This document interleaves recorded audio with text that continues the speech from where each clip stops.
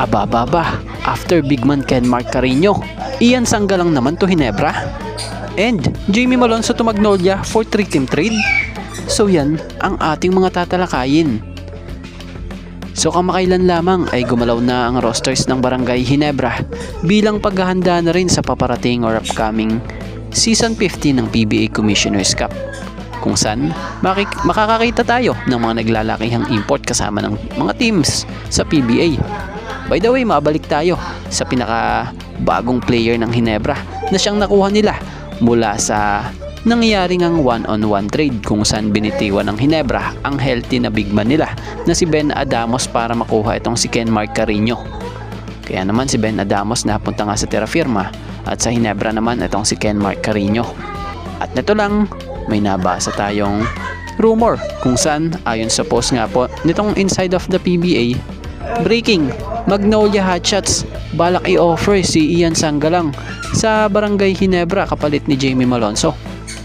I heard that Ian Sanggalang wants to leave Magnolia Hotshots because of lack of playing time under coach L.A. Tenorio. And according to our source, Barangay Ginebra are willing to trade Jamie Malonzo's PBA rights to Magnolia Hotshots as long as his replacement is Ian Sanggalang. But they still need to find a third team to do this. Source, Ginebra Insider, PBA Insider News. So para sa opinion natin dito, no, hindi madali kung mangyayari nga or kung mangyayari ang trade na ganito. Dahil kakailanganin talaga nila ng 3-team trade dito. Dahil sister team ito eh. Bukod doon na, kung ino-offer man ng Magnolia's Ian Sanggalang kapalit si Jamie Malonzo, malabong pumayag Ginebra dito. Dahil kakakuha lang nila ng big man like Kenmark Carino. Bukod doon, may edad na rin si Ian Sanggalang kumpara sa nasabing si Jamie Malonzo. Hindi naman sa magaling pa itong si Ian Sanggalang. Kaya lang, hindi na rin gaanong tatagal dito sa PBA. Dahil na sa nagkakaedad na rin talaga ito.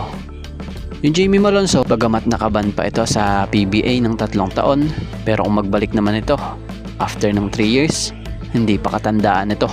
Andun pa siya sa parteng edad na kalakasan pa rin talaga. At saka, ikip man or i-trade ito ng Ginebra, may mas malaking tao or mas high caliber player pang pwede makuha ang Ginebra kapalit nito. Pero kung ikikip nila, mas maganda rin ito, 'di ba?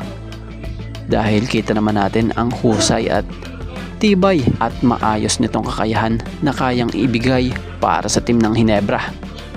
Pero sa ngayon, malinaw na nasa Ginebra pa rin ang rights nito. So tingnan na lang natin kung ano mangyayari sa nasabing rumor na ito. So kung kayo ang tatanungin ano opinion nyo patungkol sa tinalakay natin ito.